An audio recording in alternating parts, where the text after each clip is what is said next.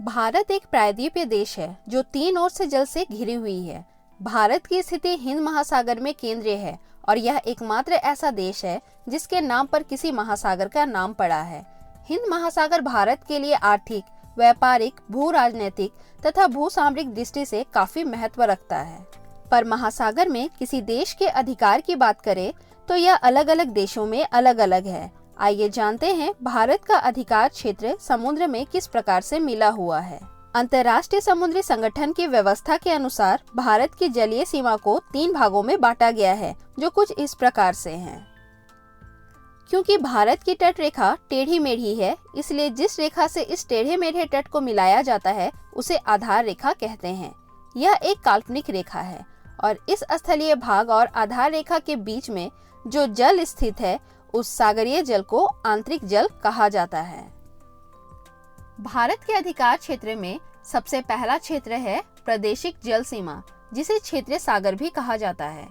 इसकी दूरी आधार रेखा से 12 समुद्री मील की दूरी पर है, अर्थात 1,93,834 वर्ग किलोमीटर क्षेत्र में ये फैला हुआ है। ये ध्यान दे कि 1 समुद्री मील 1.8 किलोमीटर के बराबर होता है। इस पूरे क्षेत्र पर भारत का अधिकार है। अगला क्षेत्र है संलग्न क्षेत्र, जिसे अविच्छिन्न मंडल भी कहते हैं। यह क्षेत्र आधार तट से 24 समुद्री मील की दूरी पर स्थित है और इस क्षेत्र के साफ सफाई, सीमा शुल्क वसूली, वित्तीय अधिकार भारत के पास ही है। तीसरा क्षेत्र है अनन्य आर्थिक क्षेत्र, जिसकी दूरी आधार रेखा से 200 समुद्री मील तक है। इस क्षेत्र में भारत को वैज्ञानिक अनुसंधान एवं नए नए द्वीपों को निर्माण करने की छूट दी गई है। भारत इस क्षेत्र के प्राकृतिक संसाधनों का भी उपयोग कर सकता है। इसके आगे का क्षेत्र उच्च सागर क्षेत्र कहलाता है।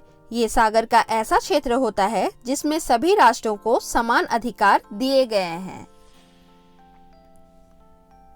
उम्मीद है आज का वीडियो आप लोगों के लिए हेल्पफुल हो। इसी तरह के और भी वीडियोस के लिए चैनल को सब्सक्राइब कर ले। बहुत जल्द मिलते हैं और भी कुछ नए इन्फॉर्मेटिव वीडियोस के साथ।